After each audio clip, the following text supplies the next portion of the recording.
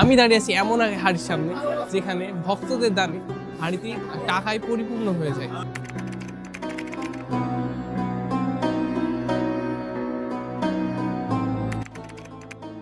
শাহ আলী ছিলেন একজন বাগদাদের রাজপুত্র। তিনি বিলাসিতা ত্যাগ করে সুফি ধর্মতত্ত্বের দিকে ঝুঁকে পড়েন এবং 1500 শতাব্দীর শেষ ভাগে তথা 1600 শতাব্দীর শুরুতে প্রায় 500 বছর আগে ইসলাম প্রচারের উদ্দেশ্যে ভারতে আসেন।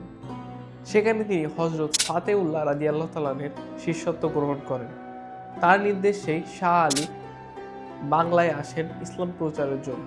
সেই সময় মিরপুর এলাকাটি ছিল খুবই জঙ্গলে ঘেরা। সেজন্য তিনি তার ইবাদতের জন্য এই নির্জন স্থানটি বেছে নেন। শাহ আলীর জীবনের সবচেয়ে আলোচিত অংশ হলো তার ইবাদতের সেই 40 দিন বা চিল্লা। তিনি একটি কক্ষে ইবাদতের উদ্দেশ্যে প্রবেশ করেন এবং তার অনুসারী বা ভক্তদেরকে বলেন 40 দিন না হওয়া পর্যন্ত তাকে যেন কেউ না ডাকে বা তার কক্ষের দরজা যেন কেউ না খোলে। কিন্তু 39তম দিনে সেই কক্ষ থেকে একটি প্রচণ্ড আওয়াজ তার ভক্তরা বা অনুসারীরা পান।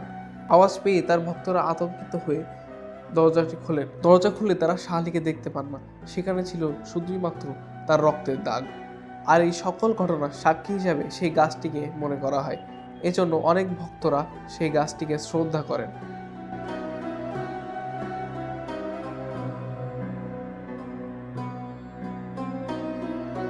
আর এই ছিল শাহ আলীর জীবন কাহিনী।